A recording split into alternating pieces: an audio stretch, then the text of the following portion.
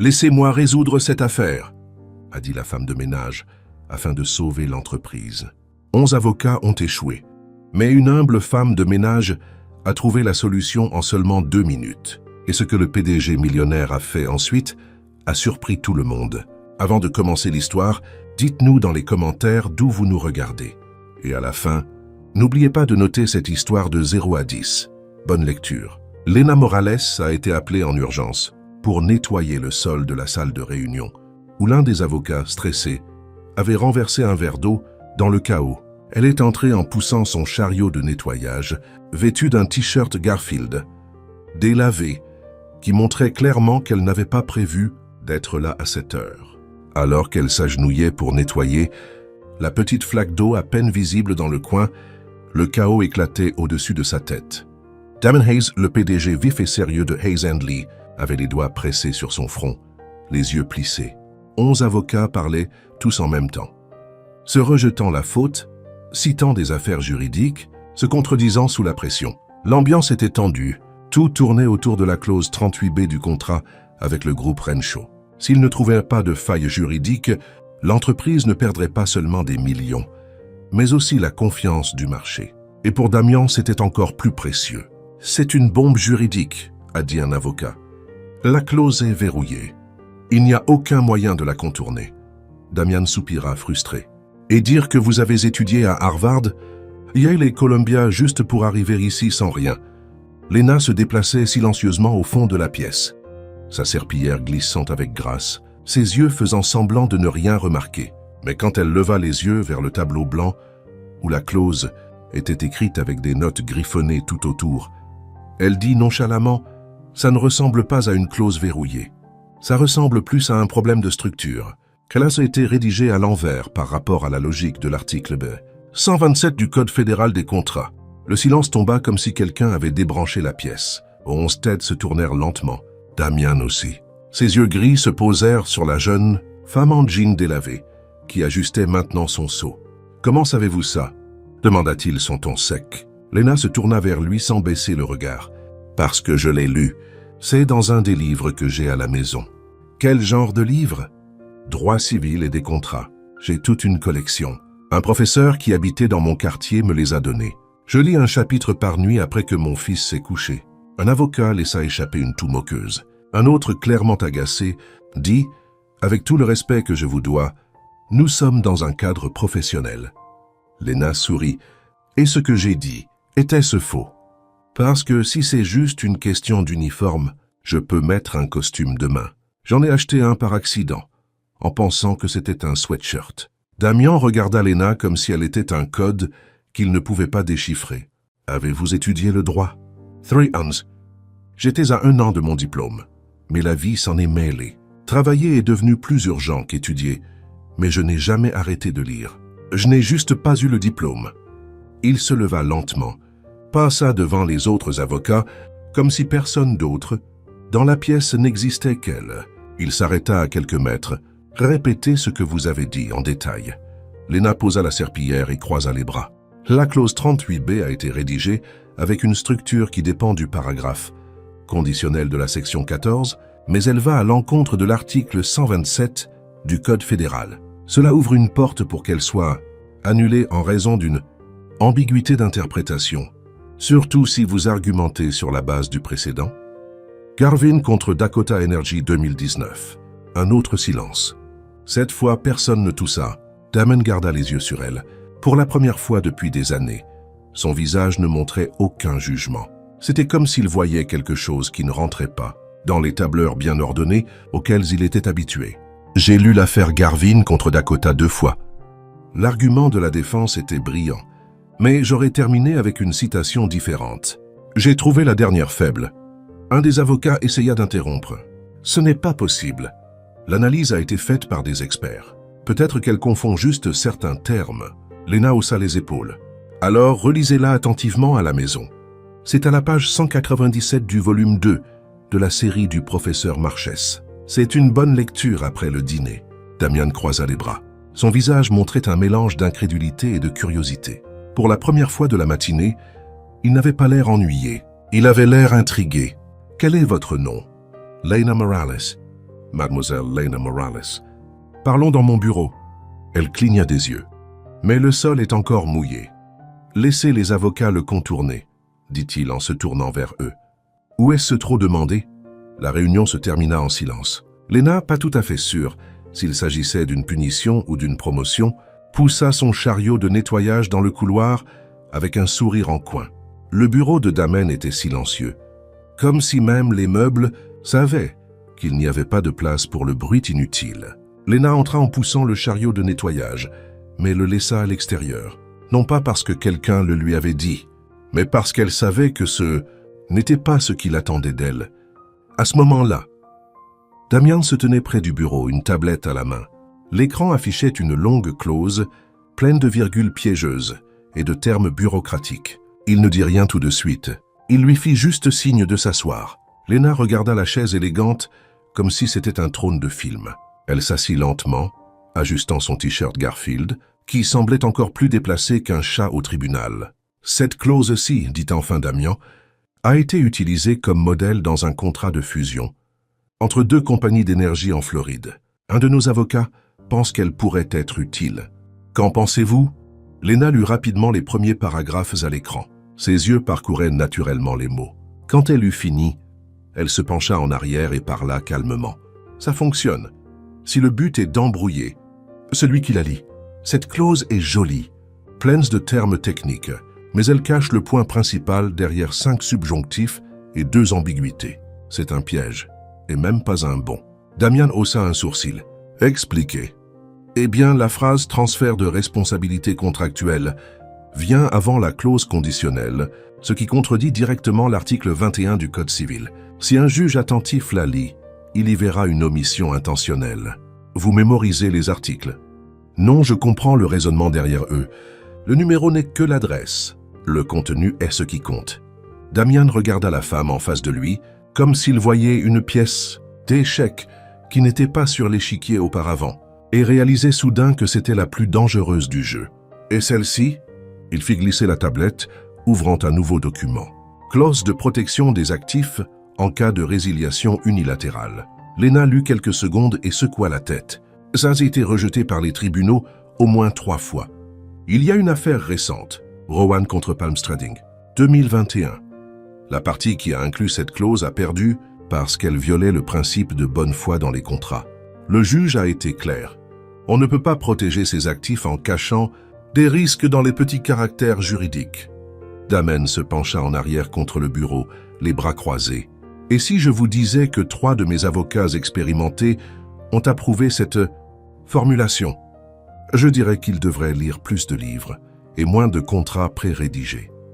Le silence dans le bureau n'était rompu que par les bruits de la ville à l'extérieur. Damian, pour la première fois depuis des années, semblait sans défense. Non par faiblesse, mais par une sorte de surprise différente. L'admiration. « Comment vous souvenez-vous de tant d'affaires » demanda-t-il, plus curieux que critique. Je lis tout à voix haute. Mon fils de 6 ans sait déjà dire « jurisprudence », même s'il pense que c'est le nom d'un personnage de dessin animé. Damian rit, un vrai rire. C'était rapide, retenu, mais réel. Vous êtes inattendu. J'ai tendance à avoir cet effet, surtout les jours de grand nettoyage. Il se dirigea vers le bureau et prit un dossier bleu, le plaçant devant elle. Voici le contrat que nous essayons de protéger. Si Renshaw parvient à invalider la clause 38B, ils auront une ouverture pour annuler tout l'accord. Ce serait désastreux. Lena ouvrit le dossier et étudia les pages. Vous avez oublié d'utiliser une clause de sauvegarde. Générique dans la section de clôture du contrat. Un avocat prudent l'aurait ajouté automatiquement. Mais parfois les génies oublient l'évidence. Damian fronça les sourcils. Vous dites que nos avocats sont négligents? Je dis que parfois la vanité prend la place de la prudence. Et quand cela arrive, le contrat se retrouve avec trop d'ego et pas assez de précaution.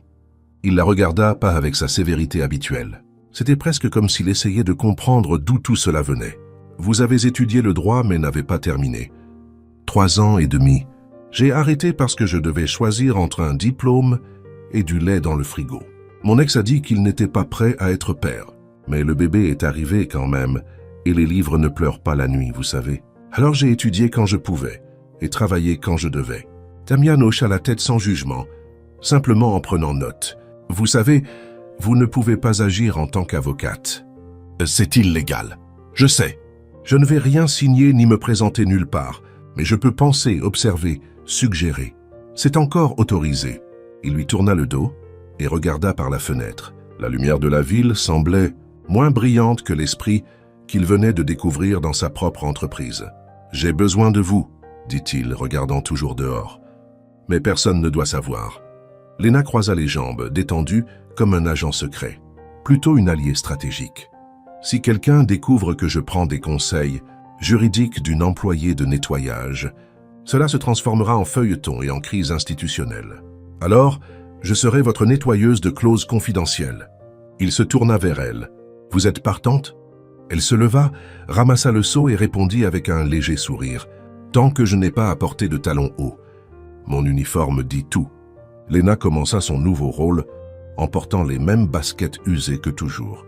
La seule différence était que maintenant, avec le seau et le chiffon, elle portait un cahier à couverture rigide où elle notait les noms des avocats, les mots qui semblaient compliqués et les idées qui lui venaient en récurant les sols. Damian avait été clair, personne n'avait besoin de savoir ce qu'elle faisait vraiment. Officiellement, elle était toujours la femme de ménage de l'aile administrative, mais en réalité elle était bien plus que ça. Elle était le lien invisible de l'entreprise, l'esprit vif derrière quelques décisions que même les avocats ne pouvaient pas gérer seuls. Tout a commencé le mardi suivant, lorsque Damian lui a discrètement demandé de relire un email destiné à un cabinet de conseil externe. Le contenu était technique mais vague. Lena le lut, se gratta le menton et dit « Ça vous dérange si je le modifie un peu ?» Damian haussa les épaules. Elle s'assit, tapa rapidement. Et quand elle eut fini, lui rendit l'ordinateur portable. Le nouveau paragraphe disait « Sur la base de la clause de sauvegarde, interprétative du contrat signé par les deux parties et soutenu par la loi fédérale, article 64C, nous pensons que la révision de contrat proposée manque de fondement. Suffisant et n'est donc pas conseillé.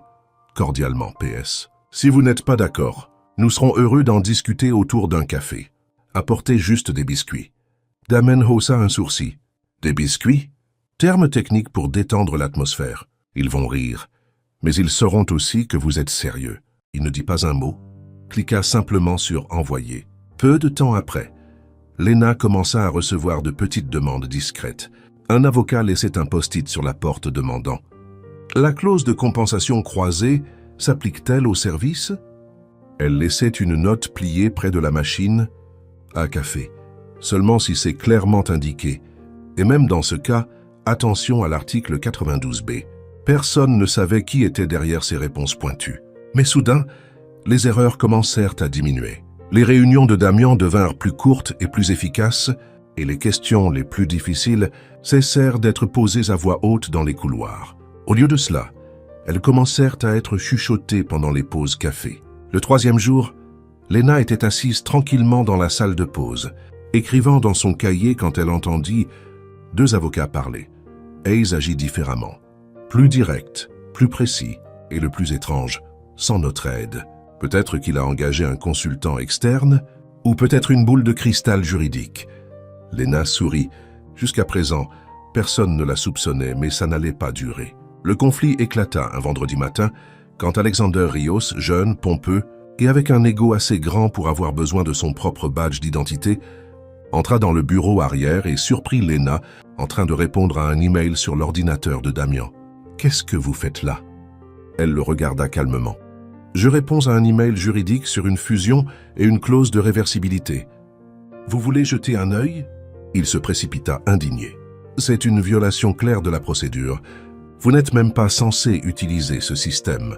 Vous n'êtes qu'une femme de ménage. » Lena prit une profonde inspiration. Il n'y avait pas de colère dans sa posture, juste la posture stable de quelqu'un qui refuse d'être rabaissé. N'importe qui peut lire la loi, mais comprendre son âme est un privilège pour ceux qui étudient au-delà de la page, dit-elle, le regardant droit dans les yeux. Alexander fronça les sourcils. Ce n'est pas dans le code. Non, ce n'est pas vrai. C'est de la préface du livre du professeur Marchès, le même professeur qui enseigne dans vos cours de 3e cycle. Je l'ai tiré de son livre. Le silence qui suivit fut plus assourdissant que n'importe quelle accusation. À partir de ce jour, Lena fut officieusement surnommée la voix dans les notes de bas de page. Personne ne savait exactement qui elle était, mais les rumeurs commencèrent à se répandre. Et le fait que Damian continuait de la consulter sans dire pourquoi ne faisait qu'ajouter au mystère. Un après-midi, un document sensible atterrit sur le bureau de Damian. C'était une lettre menaçant de poursuites judiciaires, rédigée sur un ton agressif et intimidant. Il entra dans son bureau et, sans appeler personne, tendit la lettre à Lena. Elle la lut, réfléchit 2 minutes et écrivit une courte réponse directe, claire et avec juste la bonne touche d'ironie. Nous apprécions votre préoccupation concernant les issues juridiques potentielles de ce contrat. Cependant, nous pensons qu'il n'y a aucune raison de faire du théâtre juridique ou d'invoquer des fantômes contractuels imaginaires. Notre équipe, visible ou non, est prête à toute éventualité, avec respect et sans crainte. Damen la lutte et sourit pour la première fois en public, cette même semaine, pendant une pause. Lena passa devant la salle de réunion où 2 stagiaires débattèrent de l'opportunité d'activer une clause de responsabilité solidaire dans un accord de partenariat. « Ça dépend de la façon dont le lien a été formé », dit Lena en continuant de marcher. Les 2 hommes se regardèrent. « Qu'est-ce que vous voulez dire ?» Elle se retourna avec un sourire. « Si la responsabilité solidaire a été établie par accord, alors oui. Mais si elle est simplement présumée par interprétation, vous risquez d'annuler l'intention initiale. C'est l'article 265. Bonne chance, messieurs. » Et elle s'éloigna comme si elle venait de faire un commentaire sur la météo. Observant tout depuis son bureau, Damien fit quelque chose d'inhabituel. Il écrivit son nom dans un carnet qu'il n'utilisait jamais. C'était comme s'il voulait se rappeler que l'intelligence se présente parfois dans un t-shirt. Délavé et un vieux sac à dos. Il était presque 22 heures quand Lena finit d'organiser les derniers documents sur le bureau de Damian. Le bureau était silencieux et faiblement éclairé. Seule la lampe de bureau, projetant un cercle de lumière chaude sur les papiers éparpillés. Dehors, Chicago brillait à travers les grandes fenêtres. Mais à l'intérieur de cette pièce, le monde s'était rétréci à seulement 2 personnes et une conversation qui n'avait pas encore commencé. Damen se pencha en arrière dans son fauteuil, observant Lena plier soigneusement une feuille de papier où elle avait écrit ses notes sur l'affaire Renshaw. Il remarqua qu'elle pliait toujours les papiers de la même manière, 2 fois, en rectangle net, comme si chacun était une lettre qui méritait le respect. « Vous n'êtes pas obligé de rester si tard, » dit-il finalement, rompant le silence. « Je sais, mais j'aime le bureau quand il est vide. C'est plus facile de penser quand personne ne me regarde comme si j'étais une sorte de numéro de cirque. » Lena mit le dernier livre dans son sac et s'assit sur la chaise en face de lui. Ce n'était pas le fauteuil élégant qu'elle utilisait lors des réunions formelles. C'était une simple chaise en bois, la faisant se sentir plus présente, plus réelle. « Puis-je vous demander quelque chose ?» dit Damien en se penchant en avant. « Bien sûr, mais si c'est à propos de jurisprudence, je facture un supplément après 21 heures. » Il sourit, mais son expression devint rapidement sérieuse. « Pourquoi avez-vous étudié le droit ? Je veux dire, qu'est-ce qui vous a fait choisir ce domaine ?» Lena prit une profonde inspiration, comme si elle ouvrait un tiroir qu'elle n'avait pas regardé depuis longtemps. « Mon père était maçon. Il est mort quand j'avais 16 ans dans un accident de travail. L'entreprise pour laquelle il travaillait a essayé de ne pas verser d'indemnisation à ma mère. Ils ont dit qu'il ne portait pas d'équipement de sécurité, que c'était de sa faute. Un mensonge complet. » Elle fit une pause, baissant les yeux sur ses mains. Ma mère ne savait pas comment se défendre. Nous n'avions pas les moyens de payer un avocat, et les rares qui ont accepté de nous parler agissaient comme s'ils nous faisaient une faveur, comme si nous devions être reconnaissants juste d'être entendus. Damen se pencha, écoutant attentivement. Et puis, alors j'ai pensé, si je connaissais la loi, si je comprenais comment les choses fonctionnaient, peut-être que je pourrais l'aider. Peut-être que je pourrais aider d'autres personnes dans la même situation. Alors je me suis inscrite à l'université avec une bourse. Avez-vous gagné le procès? Oui, après 2 ans de lutte, ma mère a utilisé l'argent pour ouvrir une petite boutique de couture dans notre quartier. Elle est toujours là. Elle coud des robes de soirée. Pour les filles qui veulent se sentir comme des princesses. Lena sourit, bien qu'il y ait une douce tristesse dans son sourire. « Vous avez dû être une excellente étudiante, » dit Damen. « J'avais de bonnes notes. Je faisais partie de groupes d'études. J'adorais discuter des cas avec les professeurs. J'avais un plan, finir mon diplôme, faire des études supérieures, peut-être un jour ouvrir un bureau d'aide juridique dans mon quartier. Que s'est-il passé? La question resta en suspens un instant. Léna passa une mèche de cheveux derrière son oreille, un geste que Damen avait déjà remarqué qu'elle faisait lorsqu'elle rassemblait ses pensées. « Diego, dit-elle enfin, je l'ai rencontré en 2e année. Il étudiait le commerce, une année avant moi. Un beau sourire, facile à vivre. Des rêves qui semblaient correspondre aux miens, ou du moins c'est ce que je pensais. » Damen remarqua que sa propre respiration était devenue plus concentrée. Nous sommes sortis ensemble pendant 1 an et demi. J'étais en 3e année quand j'ai découvert que j'étais enceinte. C'était inattendu. Mais quand je le lui ai dit, je pensais que nous y ferions face ensemble. Mais ce n'est pas ce qui s'est passé. Il a paniqué. Il a dit qu'il était trop jeune pour être père, qu'il avait encore trop de projets et que peut-être il serait préférable de s'occuper de la situation d'une autre manière. Léna fit une pause, regardant par la fenêtre. Je lui ai dit que je respectais sa décision de ne pas être père, mais que j'allais avoir le bébé, et qu'il n'avait pas à s'inquiéter, car je me débrouillerais seul. « Et vous l'avez fait ?» J'ai dû. J'ai abandonné au milieu de ma 3e année. La bourse ne couvrait pas la garderie, et ma mère était déjà occupée avec la boutique. Donc elle ne pouvait pas s'occuper de Miguel tout le temps. J'avais besoin de travailler. Damen sentit quelque chose s'agiter dans sa poitrine, un mélange d'admiration et de frustration qu'il ne pouvait pas tout à fait nommer. « Et Diego ?» Il a disparu. Il a littéralement déménagé dans une autre ville après son diplôme. Je ne l'ai jamais revu. Miguel demandait après son père quand il était petit, mais plus maintenant. Je pense qu'il comprend que nous sommes une famille complète, telle que nous sommes. Et vous n'avez jamais pensé à retourner à l'université? Léna eut un petit rire silencieux. Si, j'y ai pensé tous les soirs quand je mettais Miguel au lit et que j'ouvrais les livres que j'avais réussi à emprunter ou à acheter d'occasion dans des foires. Mais ensuite, j'ai réalisé quelque chose. Je n'ai jamais arrêté d'étudier. J'ai juste changé ma façon de le faire. Elle se leva et alla à la fenêtre, regardant les lumières de la ville. J'ai commencé à aller à la bibliothèque du quartier. Ils avaient une petite section juridique, mais elle était complète. Le professeur Marchesi, le même que j'ai mentionné à Alexander, y donnait des cours supplémentaires le samedi. Quand il a entendu mon histoire, il a commencé à me prêter des livres. « Vous prêtez des livres ?» Au début, oui.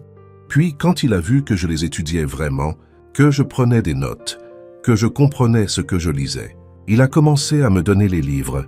Il a dit « Les livres sont faits pour être lus, pas pour rester sur une étagère pour la décoration. » Damian se leva aussi, venant se tenir à côté d'elle à la fenêtre. « Et vous ne vous êtes jamais senti en colère d'avoir dû abandonner vos projets ?» Léna se tourna vers lui, et pour la première fois cette nuit-là, ses yeux brillèrent d'une intensité différente. Si, pendant longtemps, en colère contre Diego, contre la situation, contre moi-même, pour être tombée, amoureuse de quelqu'un qui n'était pas prêt à construire, quelque chose de sérieux. Mais après la naissance de Miguel, elle fit une pause comme si elle revivait le moment. Quand il est né et que je l'ai tenu dans mes bras pour la première fois, j'ai compris que mes projets n'avaient pas été détruits. Ils avaient juste changé de forme. Je ne serai pas l'avocate que je rêvais d'être à 18 ans, mais je serai la mère que je voulais être à 20 ans. Et maintenant, le regrettez-vous? Avoir Miguel? Jamais. Il est la meilleure partie de moi. Il m'a appris que le courage, ce n'est pas de ne pas avoir peur. C'est d'avoir peur et d'avancer quand même. Damen observait son profil se découper sur les lumières de la ville. Il y avait quelque chose en Léna qu'il n'avait jamais vu auparavant. Une sorte de force qui ne venait pas du fait d'essayer de prouver quoi que ce soit à qui que ce soit, mais de savoir exactement qui elle était. « Et vous étudiez toujours ?» Tous les soirs, après qu'il s'endort, j'ouvre mes livres. Je lis des affaires, j'étudie des précédents juridiques, je suis les changements de la loi. Pas parce que je dois le faire, parce que je veux le faire, parce que ça a du sens pour moi. Même en sachant que vous ne pouvez pas exercer, exercer le droit est une chose, le comprendre en est une autre, et qui sait, peut-être qu'un jour je retournerai à l'université. Miguel grandit, il devient plus indépendant. Peut-être qu'il sera temps de finir ce que j'ai commencé. Damen sentit une étrange émotion monter dans sa poitrine. C'était de l'admiration, oui, mais plus que ça. C'était comme s'il se tenait devant quelqu'un qui avait transformé chaque obstacle en une marche, chaque chute en une impulsion pour monter plus haut. « Vous êtes remarquable, dit-il. Le mot sortit avec plus de sentiment qu'il ne l'avait prévu. Je suis une mère célibataire qui nettoie des bureaux et lit des livres de droit. Pendant son temps libre, rien de très remarquable à cela. Vous vous trompez. Vous avez pris une situation qui aurait pu vous détruire et l'avez transformée en force. Vous avez élevé un enfant seul, n'avez jamais cessé d'apprendre, n'avez jamais perdu votre gentillesse ni votre sens de l'humour. Et en plus de tout ça, vous résolvez des problèmes que des avocats avec des doctorats ne peuvent pas comprendre. Léna sourit, mais il y avait une lueur humide dans ses yeux. Miguel m'a demandé, l'autre jour, si j'étais triste, de ne pas être devenue avocate. Savez-vous ce que je lui ai dit? Quoi? Je lui ai dit, peut-être, que je ne suis pas devenue l'avocate que je rêvais d'être, mais je suis devenue la personne que je devais être. Et cela valait encore plus. Le silence qui suivit était lourd de sens. Damian regarda Léna lisser ses cheveux, prendre son sac, retournant à son mode d'employé efficace. Mais quelque chose avait changé au cours de ces minutes. Une intimité s'était formée, une compréhension mutuelle qui allait au-delà du partenariat professionnel. « Je dois y aller, dit-elle. Miguel se couche tôt, mais il aime que je sois là quand il se réveille au milieu de la nuit. Parfois, il fait des cauchemars. Bien sûr, merci d'avoir partagé ça avec moi. Merci de m'avoir écouté. » Elle se dirigea vers la porte, mais se retourna avant de partir. « Et Damian, cette conversation reste entre nous. D'accord? Non pas parce que c'est un secret, mais parce que c'est personnel. » Bien sûr, à gauche, Damian était seul dans le bureau, regardant la chaise où elle était assise. Pour la première fois depuis des années, il se sentit petit. Pas de manière diminuée, mais de manière humble, comme s'il venait de rencontrer quelqu'un qui le faisait. Remettre en question tout ce qu'il pensait, savoir sur la force, la détermination et la valeur. Le lendemain, Damian arriva au bureau plus tôt que d'habitude.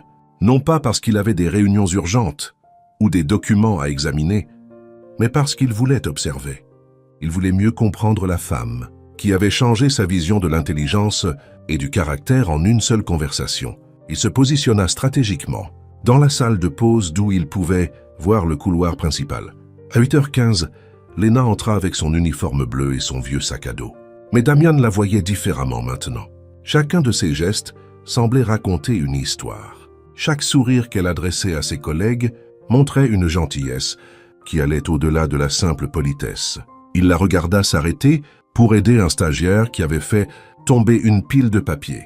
Au lieu de simplement l'aider à les ramasser, elle les organisa par date et les lui rendit, avec une blague sur le fait que les papiers ont une vie propre dans les cabinets d'avocats. Le jeune homme rit et la remercia, clairement soulagé. Plus tard, lors d'une réunion avec l'équipe juridique, Damian se surprit à se demander ce que Léna dirait de chaque point abordé. Quand l'un des avocats suggéra une stratégie qu'il savait faible, il faillit murmurer « Léna dirait que ça a une faille dans la clause 3 », mais se retint. À l'heure du déjeuner, il la vit assise seule dans la cour, mangeant un sandwich et lisant un livre sur le droit constitutionnel. Cela ne semblait pas être une performance. Elle n'essayait d'impressionner personne. C'était un intérêt réel, une passion authentique pour l'apprentissage. Damian réalisa qu'il ressentait quelque chose qu'il ne pouvait pas tout à fait nommer. Ce n'était pas le genre d'attirance physique qu'il avait ressenti pour d'autres femmes. Ce n'était pas seulement le respect professionnel qu'il avait pour des collègues compétents. C'était plus profond, plus complexe. C'était de l'admiration mêlée de curiosité, du respect mêlé à une envie d'en savoir plus, de comprendre comment un esprit aussi brillant s'était développé dans des circonstances aussi difficiles. Il était fasciné par la façon dont elle transformait la difficulté en perspicacité, les obstacles en occasion de grandir. À la fin de la journée, alors que le bureau commençait à se vider, Damian demanda à Léna de le rejoindre pour une conversation. « J'ai quelque chose pour vous », dit-il en lui tendant une enveloppe. Léna l'ouvrit et trouva un chèque, une somme importante, suffisante pour couvrir plusieurs mois de dépenses. « Qu'est-ce que c'est ?»« Un bonus pour toute l'aide que vous m'avez apportée, pour des solutions qu'aucun de mes avocats n'a pu trouver. » Léna regarda le chèque pendant quelques secondes, puis le lui rendit. « Je ne peux pas accepter ça. »« Pourquoi pas? Vous le méritez. La valeur que vous apportez à mon travail vaut bien plus que ça. » « C'est exactement pourquoi je ne peux pas l'accepter. » Damian fronça les sourcils, perplexe. « Je ne comprends pas. » Léna s'assit sur la même chaise qu'elle avait utilisée la nuit précédente. Si j'accepte ce chèque, vous aurez l'impression que nous sommes quittes, comme si vous aviez payé pour mes connaissances, pour mon aide, et je me sentirai comme quelqu'un qui a été récompensé pour avoir été utile. Mais c'est exactement ce que je fais. Récompenser quelqu'un qui a été utile. Non, Damian, je ne suis pas une faveur. Je suis une valeur. Les mots restèrent en suspens dans l'air, remplis de dignité et de résolution. Vous ne comprenez pas, poursuivit-elle. Je ne vous aide pas parce que j'ai besoin d'argent. Je vous aide parce que ça me plaît, parce que ça a du sens pour moi, parce que j'ai enfin l'occasion d'utiliser tout ce que j'ai appris. L'argent transformerait cela en une transaction. Mais ce que nous avons ici, c'est un partenariat. Damen rangea le chèque, se sentant à la fois repoussé et profondément impressionné. Alors comment puis-je vous rendre l'appareil? Continuez à me laisser m'impliquer. Continuez à faire confiance à mon jugement. Et peut-être, juste peut-être, voyez-moi comme une personne, pas seulement comme une femme de ménage qui connaît le droit. À ce moment-là, Damen réalisa ce qu'il ressentait. Il était en train de tomber amoureux. Pas de l'apparence de Lena, pas de son utilité au travail, mais de son essence, de son intégrité, de son esprit, de sa capacité à transformer n'importe quelle situation en une occasion de grandir. Et cela lui faisait plus peur que n'importe quel procès auquel il avait jamais été confronté. Le jeudi matin commença comme n'importe quel autre chez Hazen Lee. Lena arriva pile. À 8 heures, salua le personnel de la réception et se dirigea vers l'étage administratif avec son chariot de nettoyage. Ce qu'elle ne savait pas, c'est qu'à quelques mètres de là, Marcus Thompson, un stagiaire de 2e année et aspirant influenceur à temps partiel, enregistrait discrètement une vidéo pour sa chaîne TikTok. Marcus était curieux du buzz qui circulait dans le bureau. Des rumeurs d'un consultant mystérieux et invisible qui aidait Damen Hayes dans des cas complexes. Quand il vit Lena expliquer patiemment à 2 autres stagiaires la différence entre une clause de résiliation et une clause d'annulation, il décida que c'était un contenu parfait pour ses réseaux sociaux. « Regardez, c'est simple », dit Lena en s'appuyant sur un balai tout en gesticulant. « Une clause de résiliation. C'est comme une rupture, où vous n'arrivez tout simplement plus à vous mettre d'accord sur les films. C'est fini, mais personne n'a rien fait de mal. Maintenant, une clause de rescission. C'est quand une personne mangeait secrètement tout le popcorn. C'est un abus de confiance. » Les stagiaires rirent et l'un d'eux demanda « Et si quelqu'un a menti en disant qu'il aimait les films d'horreur juste pour impressionner l'autre ?» Eh bien, mon ami, c'est une fausse déclaration. Tout l'accord était basé sur de fausses informations, ce qui peut rendre le contrat invalide dès le début. Comme quand vous découvrez que votre béguin n'aime même pas les chiens ou la pizza. C'est une incompatibilité fondamentale. Relation annulée. Marcus continua d'enregistrer, fasciné par la façon dont Lena expliquait des concepts que ses professeurs mettaient des heures à rendre à moitié aussi clairs. « Et comment savons-nous laquelle utiliser dans chaque cas ?» demanda un autre stagiaire. Question principale. Y a-t-il eu mauvaise foi? Si oui, c'est une rescission. Sinon, c'est juste une résiliation. C'est comme rompre par SMS ou en personne. Quoi qu'il en soit, c'est fini. Mais l'une est un peu plus respectueuse que l'autre. Lena attrapa le chiffon et se prépara à retourner au travail. Mais l'un des gars avait encore une question. Et si les 2 personnes veulent sortir du contrat, mais pour des raisons différentes? Alors vous avez un divorce à l'amiable? Avec une bagarre pour savoir qui garde le chien. Résiliation bilatérale avec une clause de partage spécifique. Chacun reprend ce qu'il a apporté, mais vous devez décider qui garde le compte Netflix partagé. Les 3 éclatèrent de rire, et Marcus termina l'enregistrement avec un gros plan sur le visage de Lena, alors qu'elle faisait un signe de la main décontracté à la caméra. « Les amis, vous venez d'assister au meilleur cours de droit des contrats de l'histoire, enseigné par l'experte la plus improbable, dans le cabinet d'avocats le plus chic de Chicago. Voilà à quoi ressemble l'accès au savoir. » Marcus publia la vidéo sur TikTok, à 14 heures avec la légende. POV. La femme de ménage de votre bureau explique le droit des contrats mieux que votre professeur de Harvard. Droit facile, sagesse sans diplôme, légende juridique. Ce qui se passa ensuite surprit même Marcus. En 2 heures, la vidéo avait 50 000 vues. Après 4, elle atteignit 200 000. À la fin de la journée, elle avait dépassé le demi-million, rempli de commentaires enthousiastes d'étudiants en droit, d'avocats et de professeurs. Cette femme a expliqué en 2 minutes ce que mon professeur n'a pas pu expliquer en un semestre entier. Est-ce que quelqu'un sait où elle enseigne? J'abandonne l'université pour étudier qu'avec elle. Enfin, quelqu'un qui rend le droit compréhensible. Attendez, c'est une femme de ménage. Comment est-elle meilleure qu'un doctorant de Harvard?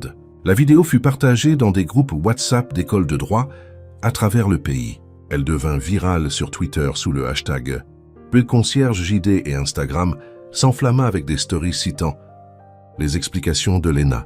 Le site d'actualité juridique Legal News partagea le clip avec le titre « Une employée de nettoyage enseigne le droit des contrats » et devient viral sur les réseaux sociaux. Un autre média, Law for All, publia un article complet. L'éducatrice accidentelle qui change notre façon de parler du droit. Mais la véritable explosion se produisit lorsque la page populaire Legal même publia une image de Lena tenant son balai à côté de 11 avocats solennels en robe avec la légende. La femme de ménage qui a déjoué 11 docteurs en droit. Le mème se propagea comme une traînée de poudre. Des dizaines de versions suivirent. Quand la femme de ménage en sait plus que votre avocat. Rebondissement. La personne la plus intelligente du bureau n'a pas de diplôme. Elle nettoie les sols et vos arguments juridiques. Le lendemain matin, Lena arriva au travail sans avoir la moindre idée de ce qui s'était passé. Elle fut accueillie par des regards curieux, des conversations chuchotées et quelques sourires entendus. Elle ne réalisa que quelque chose n'allait pas, que lorsque la réceptionniste, contenant à peine son excitation, lui montra un téléphone. « Lena, tu es devenue virale. Plus de 2 millions de vues. » Lena regarda la vidéo avec un air amusé, secouant la tête. « Ce Marcus, j'ai toujours pensé qu'il enregistrait trop. Tu n'es pas en colère? Pourquoi le serais-je? Ai-je dit quelque chose de mal? Non, mais tu n'as pas demandé à être filmé. C'est vrai, mais je n'ai rien dit de confidentiel non plus. Et d'après les commentaires que je vois, les gens apprennent. C'est une bonne chose. » Quand Damian arriva au bureau 1 heure plus tard, il y avait déjà 3 appels de journalistes en attente, 2 emails de producteurs de télévision, voulant interviewer la femme de ménage virale et un message des ressources humaines demandant comment gérer la situation. Damian convoqua immédiatement Marcus. « Vous n'aviez pas le droit de filmer une employée sans sa permission. »« Monsieur Hayes, je ne savais pas que ça allait devenir viral comme ça. C'était juste une vidéo idiote pour mes abonnés. Retirez la vidéo maintenant. » « Mais monsieur, elle a déjà été partagée des milliers de fois. Même si je la supprime, ça ne changera pas grand-chose. Techniquement, je l'ai enregistrée dans une zone publique du bureau et elle n'a rien dit sur le fait de ne pas vouloir être filmée. » Damian prit une profonde inspiration, essayant de contrôler son irritation. Il n'était pas en colère contre le succès de Lena, mais inquiet des conséquences possibles. Le cabinet pourrait être interrogé sur ses pratiques d'embauche, sur la raison pour laquelle une employée de nettoyage avait des connaissances juridiques aussi avancées. Sur la compétence globale de l'équipe juridique, il convoqua Lena pour une conversation privée. « Lena, nous devons parler de cette situation. »« La vidéo, je l'ai vue. C'est drôle. Comprenez-vous les implications? La presse pourrait vouloir vous parler. Creusez votre histoire. Demandez pourquoi vous n'exercez pas le droit. Et je répondrai avec la vérité, que j'ai étudié le droit, que je n'ai pas terminé pour des raisons personnelles, mais que j'ai continué à étudier parce que ça me plaît. Quel est le problème? Le problème est que cela pourrait créer une situation délicate pour le cabinet. Les gens remettront en question notre compétence, demanderont pourquoi nous comptons sur une employée de nettoyage pour résoudre des cas complexes. Lena croisa les bras, adoptant un ton plus sérieux. « Damian, avez-vous honte de moi? » La question le prit au dépourvu. Ce n'est pas ça. Alors qu'est-ce que c'est? Ai-je partagé des informations confidentielles, enfreint un protocole, manqué de respect à un client? Non, mais... Alors laissez-moi vous demander quelque chose. Préféreriez-vous avoir une équipe qui prétend tout savoir ou quelqu'un qui comprend vraiment le sujet, peu importe son titre de poste? Damian resta silencieux quelques secondes. Vous avez raison. Je suis désolé. C'est juste que ce genre d'attention pourrait compliquer notre partenariat.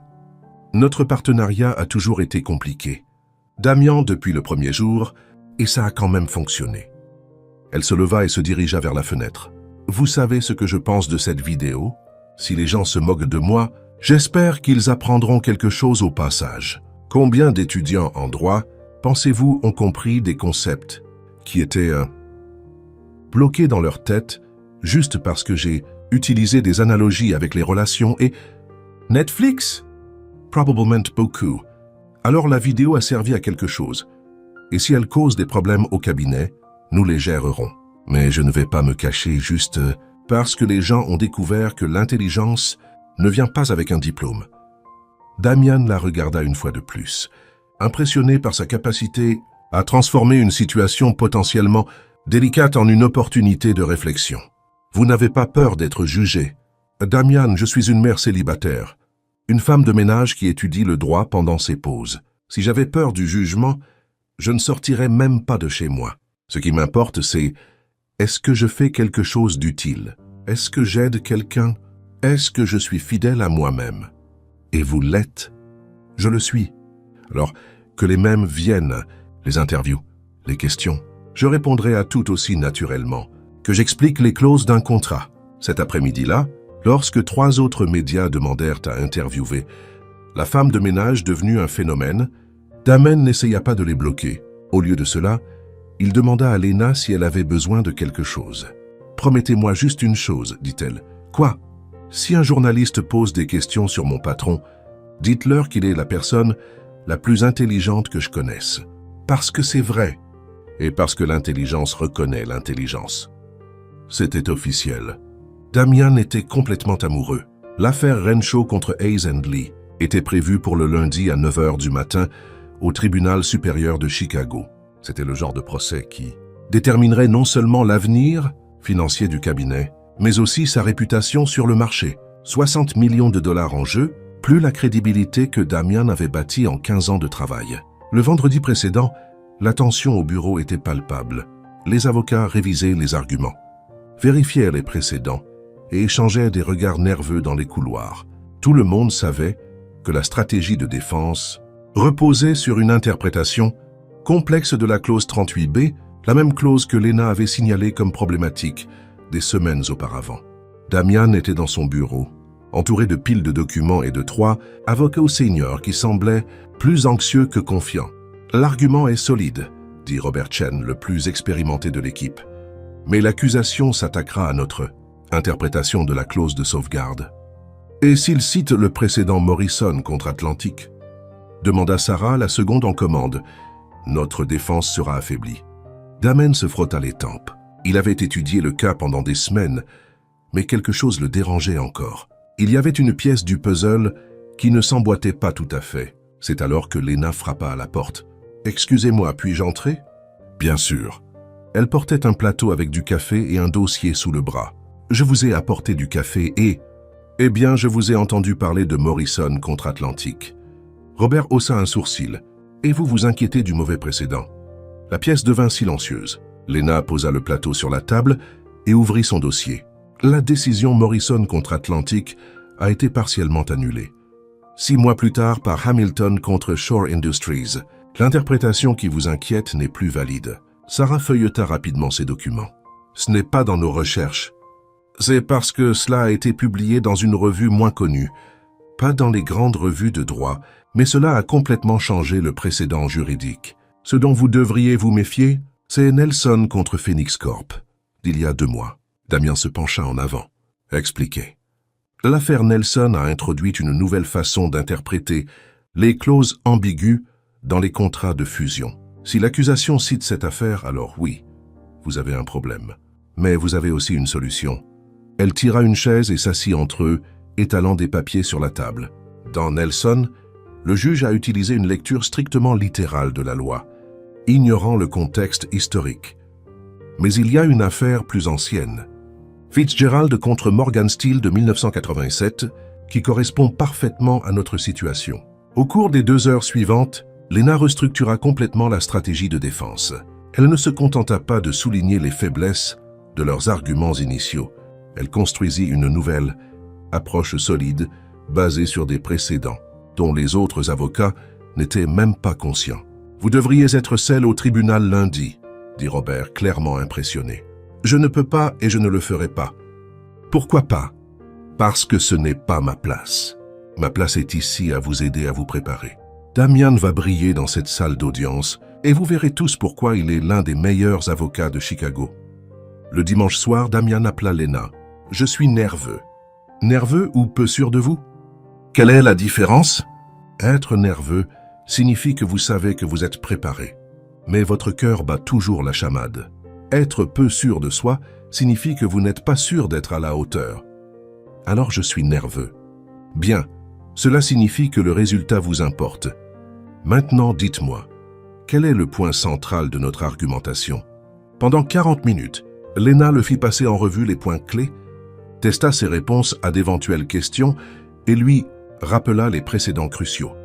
Au moment où ils raccrochèrent, Damian se sentit confiant pour la première fois depuis des semaines. Le lundi matin, la salle d'audience était bondée. Journalistes, étudiants en droit et spectateurs curieux, tous attirés par l'attention entourant l'affaire de la concierge virale, remplissaient chaque siège disponible. Lena était assise tranquillement au fond, vêtue d'un simple chemisier et d'un jean. Damian commença fort. Son plaidoyer d'ouverture était clair, persuasif et bien structuré. Il cita les précédents que Lena avait recommandés et exposa une ligne de raisonnement solide. Pendant 40 minutes, il maîtrisa complètement la salle d'audience. Mais ensuite, l'accusation contre-attaqua. « Votre honneur », dit la procureure, une femme bien habillée d'une cinquantaine d'années.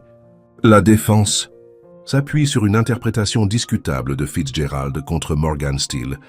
J'aimerais souligner que ce précédent a été partiellement modifié par la récente décision dans Torres contre Infinity Holdings. Damian sentit le sang quitter son visage. Torres contre Infinity Holdings. Il ne connaissait pas cette affaire. Elle n'était pas apparue dans ses recherches. Lena ne l'avait pas mentionné.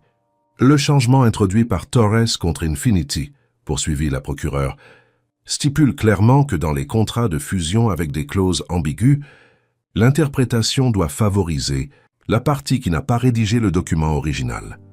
Le juge se pencha clairement intéressé. Damian savait qu'il devait répondre, mais il n'avait aucune idée de comment contrer un précédent qu'il n'avait jamais vu auparavant. Son équipe semblait tout aussi perdue. « Monsieur Hayes, dit le juge, souhaitez-vous répondre au précédent soulevé par l'accusation » Damian se leva, mais son esprit était vide. Il fouilla dans ses papiers, cherchant tout ce qu'il pouvait utiliser, mais ne trouva rien.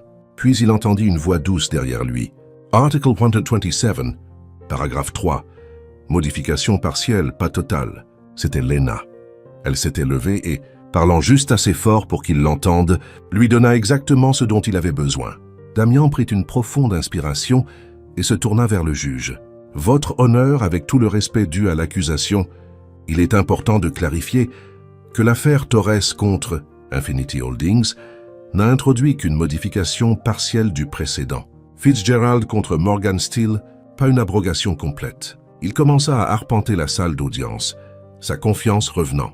L'article 127, paragraphe 3, stipule que les modifications partielles des précédents ne doivent s'appliquer qu'aux aspects spécifiques remis en question dans la nouvelle décision. Lena expliqua. Dans Torres contre Infinity, la question centrale était de savoir comment interpréter les clauses dans les OPA hostiles, pas dans les fusions amicales, comme celles que nous discutons aujourd'hui. La procureure fronça les sourcils, ne s'attendant clairement pas à cette réponse. De plus, poursuivit Damian, le juge dans Torres contre Infinity a très clairement indiqué que sa décision n'était pas destinée à s'appliquer largement à tous les types de fusions, seulement à celles impliquant une coercition ou un déséquilibre majeur d'informations. Le juge hocha la tête, suivant la logique.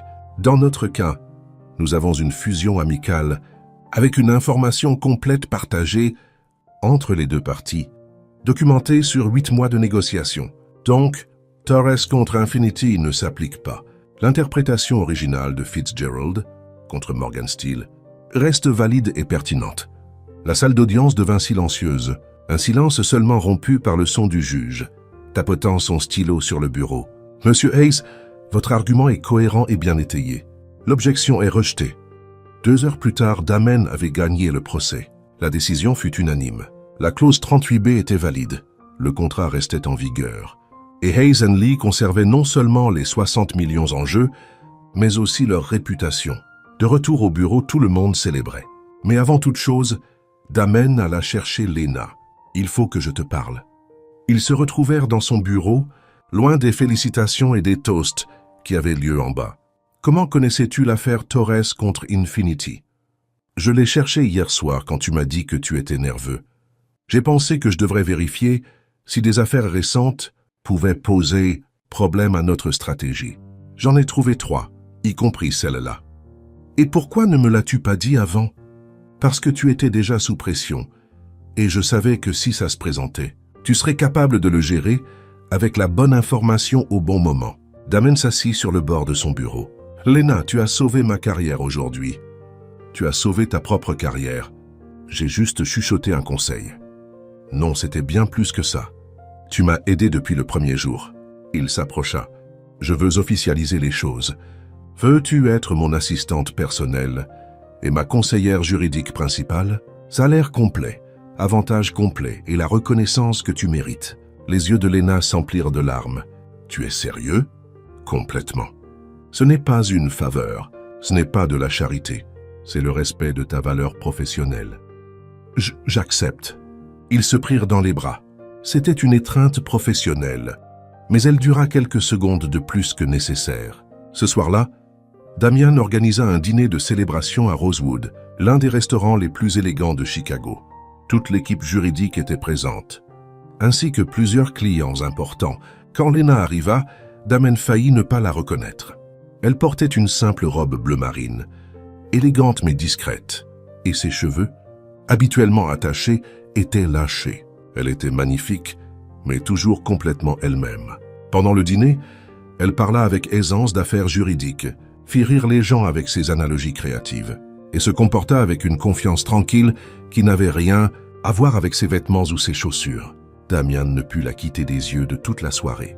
La façon dont elle gesticulait en expliquant un point, la façon dont elle souriait quand quelqu'un posait une question intelligente, la façon dont elle traitait tout le monde, du serveur aux partenaires principaux, avec la même chaleur et le même respect. À la fin de la soirée, alors que le groupe commençait à partir, Damian proposa de raccompagner Lena chez elle. « Tu n'es pas obligé. Je peux appeler un Uber. J'insiste. Après tout ce que tu as fait pour moi, c'est le moins que je puisse faire. » Sur le chemin, ils parlèrent du procès, de son nouveau rôle et de quelques derniers détails de l'affaire. La conversation coulait facilement, avec des moments de silence qui semblaient naturels, pas gênants. Quand ils arrivèrent devant l'immeuble de Lena, Damian coupa le moteur. « Lena !» Il se tourna vers elle. Pendant un instant, ils se regardèrent simplement. Quelque chose s'était construit depuis des semaines, une connexion tacite, une attraction silencieuse. Damian se pencha et l'embrassa. C'était doux au début, incertain puis plus profond. Lena répondit, ses mains touchant son visage perdu dans l'instant. Quand ils se séparèrent, ils étaient tous les deux essoufflés. C'était une erreur, dit Damian, soudainement tendu. Quoi? Ça n'aurait pas dû arriver. Tu travailles pour moi maintenant. Ça complique tout. C'était inapproprié. Lena resta silencieuse, assimilant ce qu'il venait de dire. Damian, il vaut mieux que tu oublies que ça s'est jamais passé. S'il te plaît. Elle le regarda pendant quelques secondes, puis sortit de la voiture sans rien dire. Damian la regarda entrer dans l'immeuble, sachant qu'il venait de faire la plus grosse erreur de sa vie. Le lendemain matin, Damian arriva au bureau 2 heures plus tôt que d'habitude. Il n'avait pas bien dormi, rejouant le moment du baiser et surtout le regard sur le visage de Lena quand il avait dit que c'était une erreur. La façon dont elle l'avait regardé, pas en colère, mais avec une déception silencieuse 1000 fois pire, l'avait hanté toute la nuit. À 9 heures du matin, quand Lena arriva au travail, elle trouva un bouquet de roses blanches sur son nouveau bureau. Un vrai bureau avec des tiroirs et tout, à l'étage administratif. C'était un arrangement élégant et coûteux, du genre qui coûtait plus que son salaire de la semaine précédente. La carte jointe disait simplement « Je m'excuse pour mon comportement inapproprié d'hier, DH ». Lena regarda les fleurs pendant quelques secondes, puis se dirigea calmement vers le bureau de Damian. Il était au téléphone, mais mit fin à l'appel quand il la vit entrer, portant le bouquet. « Lena, Elles sont très jolies, dit-elle en posant les fleurs sur son bureau. Mais je suis allergique. Allergique aux roses? Allergique aux excuses parfumées et coûteuses. Elle laissa une petite note pliée à côté du bouquet et sortit avant qu'il ne puisse répondre. La note disait « La prochaine fois que tu voudras t'excuser, essaie de parler. Les fleurs meurent en une semaine. Les mots honnêtes durent éternellement. Au cours des jours suivants, Damen essaya de l'approcher de manière plus subtile. Il laissa un café de son café de quartier préféré sur son bureau, un petit endroit local près de chez elle, très différent du café gastronomique du bureau. Lena le remercia poliment, le but, mais fit clairement comprendre que la courtoisie professionnelle n'effaçait pas l'inconfort personnel. Quand il proposa d'aider à organiser la bibliothèque juridique qu'elle avait demandée pour son nouveau bureau, Lena répondit « Merci, mais je vais me débrouiller. Je l'ai toujours fait. » Il n'y avait aucune hostilité dans sa voix, juste une ferme mise en place de limites qui n'existaient pas avant ce baiser non résolu. Le mercredi, Damen essaya une approche différente. Lors d'une réunion sur un nouveau cas, il demanda l'avis de Lena devant toute l'équipe juridique. Notre nouvelle conseillère a certainement une perspective précieuse sur cette question, dit-il en la regardant directement. Lena répondit avec un professionnalisme parfait, donna des suggestions précises et aida à résoudre une impasse qui avait bloqué la discussion pendant 2 heures. Mais quand la réunion se termina et que les autres avocats partirent en louant sa contribution, elle se tourna vers Damian. « N'utilise pas mon travail pour essayer de réparer ce qui s'est cassé en dehors. Ce n'est pas ce que je... Si. Et tu n'as pas besoin de le faire. Mon travail parle de lui-même. Il l'a toujours fait. Je n'ai pas besoin que tu me valides professionnellement pour compenser ce qui s'est passé personnellement. » Le jeudi, Damian laissa un livre sur son bureau, nouveau précédent en droit des contrats. Un recueil publié la semaine précédente. C'était exactement le genre de lecture qu'il savait qu'elle adorerait. Lena le feuilleta, clairement intéressée par le contenu, mais le rendit à la fin de la journée avec un post-it. « Merci pour le prêt. J'ai déjà commandé mon propre exemplaire. » Le vendredi, quand Damian tenta d'entamer une conversation sur une affaire qu'ils examinaient ensemble, Lena l'interrompit doucement. « Damen, pouvons-nous établir quelques règles ?»« Bien sûr. Premièrement, mon travail reste excellent parce que j'aime ce que je fais, pas parce que tu as besoin de moi. Deuxièmement, notre partenariat professionnel est solide et le restera. Troisièmement, ce qui s'est passé sur le parking reste sur le parking. Et la quatrième règle, arrête d'essayer de compenser ce que tu as dit avec de petits gestes. Si tu crois vraiment que c'était une erreur, alors c'en était une. C'est tout. Passons à autre chose. » Damen hocha la tête, mais il y avait quelque chose dans ses yeux que Lena choisit de ne pas interpréter. Pendant le week-end, Miguel jouait dans le salon quand il vit la même voiture, noire dehors, qui avait déposé sa mère la veille. « Maman, l'homme aux fleurs est de nouveau en bas. »« L'homme aux fleurs ?» Celui qui a envoyé les fleurs blanches que tu as rendues. Le même qui t'a ramené à la maison après le dîner chic. Lena alla à la fenêtre. Damian se tenait à côté de la voiture, regardant l'immeuble, mais n'osant pas monter. « Miguel, viens ici. » Le garçon s'approcha, curieux. « Cet homme, c'est ton ami ou ton petit ami ?» Lena sourit, caressant les cheveux de son fils. « Pourquoi veux-tu savoir ?»« Parce que s'il est ton ami, tu devrais l'inviter à monter. Mamie dit toujours que les amis sont les bienvenus. Mais s'il est ton petit ami, s'il est mon petit ami, quoi? Alors tu dois décider si tu l'aimes vraiment ou s'il est juste confus. Parce qu'un petit ami confus te rend triste, et je n'aime pas quand tu es triste. » Lena serra son fils dans ses bras, émerveillée par la sagesse d'un enfant de 6 ans. « Et que penses-tu qu'il est ?» Miguel réfléchit quelques secondes, observant Damian par la fenêtre. « Je pense que c'est un ami qui voulait être un petit ami, mais qui a eu peur. Comme Pedro dans ma classe, il aime Sofia, mais il fait semblant que non, parce que les autres garçons se moqueraient de lui. Tu es très intelligent, tu sais ça. Mamie le dit toujours. Elle dit aussi, les adultes peuvent parfois être plus bêtes que les enfants. » Lena rit, regardant toujours Damen en bas dans la rue. « Tu sais quoi? Ta grand-mère a raison. » Damen resta sur le trottoir pendant encore 10 minutes, puis monta dans sa voiture et partit. Lena resta à la fenêtre, pensant aux paroles de son fils et aux sentiments complexes qu'elle n'était pas tout à fait sûre de savoir nommer. Miguel, qui était retourné à ses jouets, appela depuis le salon. « Maman, s'il revient demain, est-ce que je peux lui parler ?» Les adultes qui sont confus ont parfois besoin de l'aide des enfants. Lena secoua la tête en souriant. Son fils avait raison. Les adultes compliquent souvent beaucoup trop les choses simples.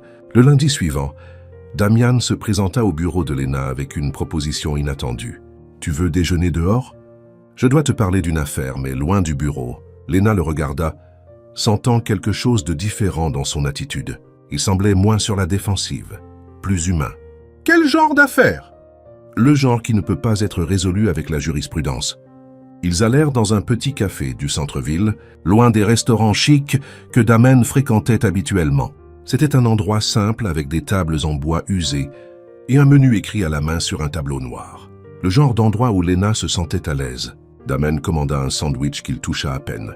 Léna mangea sa salade tout en le regardant tripoter une serviette. « Alors » dit-elle après quelques minutes de silence.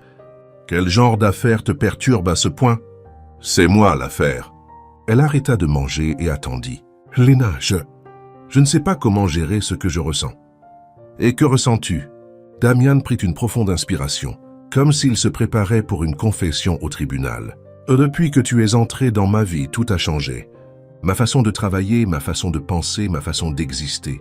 Et ça me fait peur. » « Pourquoi ça te fait peur ?»« Parce que je n'ai jamais ressenti ça avant. Je n'ai jamais autant admiré quelqu'un. Je n'ai jamais eu autant envie d'être près de quelqu'un, d'entendre ce qu'il pense, de comprendre comment il voit le monde. » Léna posa sa fourchette et lui accorda toute son attention. « Es-tu confus parce que tu es tombé amoureux? Ou parce que tu es tombé amoureux de moi ?» La question le prit au dépourvu. « Quelle est la différence ?» La différence, c'est que peut-être tu n'es pas habitué aux femmes, qui n'ont pas besoin de toi. Juste du vrai toi. Damian fronça les sourcils. « Qu'est-ce que tu veux dire ?»« Les femmes que tu as connues avant, elles avaient besoin de ton statut, de ton argent, de ton influence. Je n'ai besoin de rien de tout ça. Et ça te laisse sans point de référence, n'est-ce pas ?» Il resta assis en silence pendant quelques secondes, assimilant ses paroles. « Peut-être que tu as raison. Ce n'est pas un peut-être. Tu as passé toute ta vie à être nécessaire aux gens pour de mauvaises raisons. Avec moi, tu es juste toi, Damian. Pas le PDG, pas le type riche, juste l'homme intelligent qui pose de bonnes questions et qui rit parfois à mes mauvaises blagues. Tes blagues ne sont pas mauvaises, si elles le sont. Mais tu ris quand même. » Ils sourirent tous les deux et la tension dans l'air s'adoucit un peu. « Alors c'est ça, dit Damian. Je suis confus parce que tu me fais sentir à la fois inutile et essentiel en même temps. » Exactement. Tu n'as pas à être autre chose que toi-même et ça te terrifie. C'est vrai. Parce que ça veut dire que si tu m'aimes, c'est pour moi, et si tu ne m'aimes pas, c'est aussi pour toi. Damian hocha la tête, reconnaissant la vérité claire et nette dans ses paroles. « Et à propos du baiser, dit-il, abordant enfin la chose qui était restée entre eux. Je crois vraiment que c'était inapproprié. Tu travailles pour moi maintenant, et je ne veux pas que tu te sentes sous pression ou mal à l'aise. » Léna pencha la tête, l'étudiant. « Alors peut-être que tu devrais réfléchir un peu plus avant, d'aller embrasser les gens.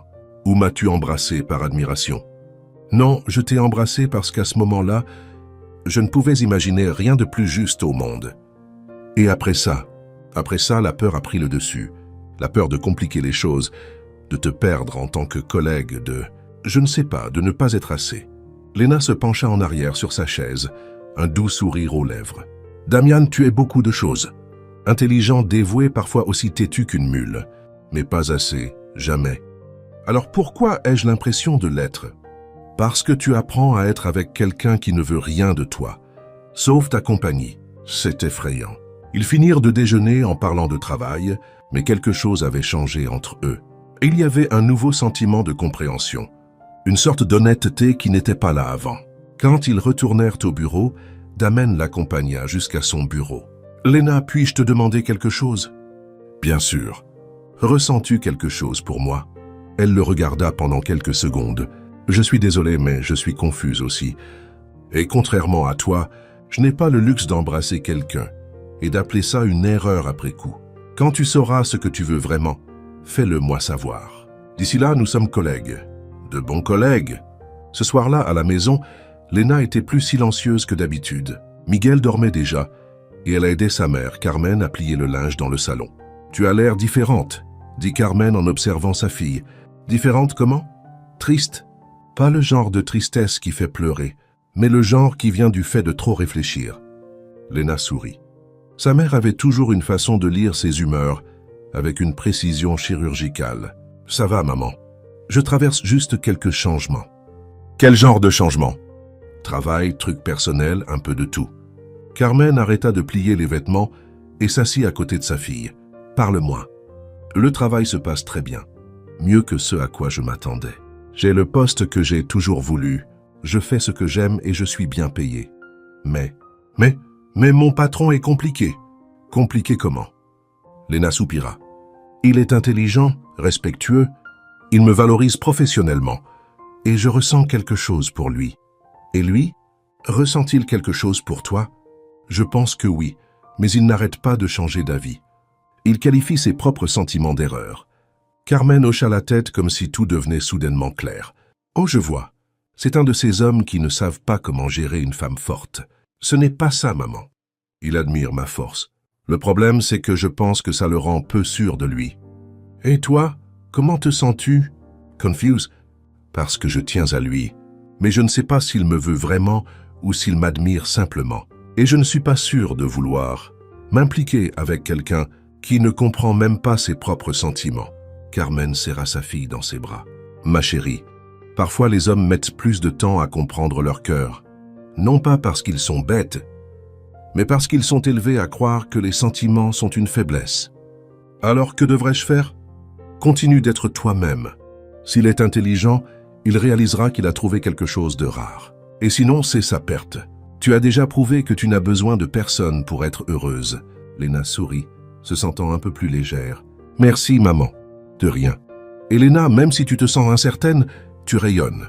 Ça veut dire quelque chose. » Cette nuit-là, Léna s'endormit en pensant aux paroles de sa mère et à cette conversation avec Damian.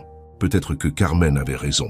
Parfois, il faut juste être qui on est et laisser le reste se dérouler de lui-même. Dans les jours qui suivirent cette conversation au déjeuner, Damian fit exactement ce à quoi Léna s'attendait.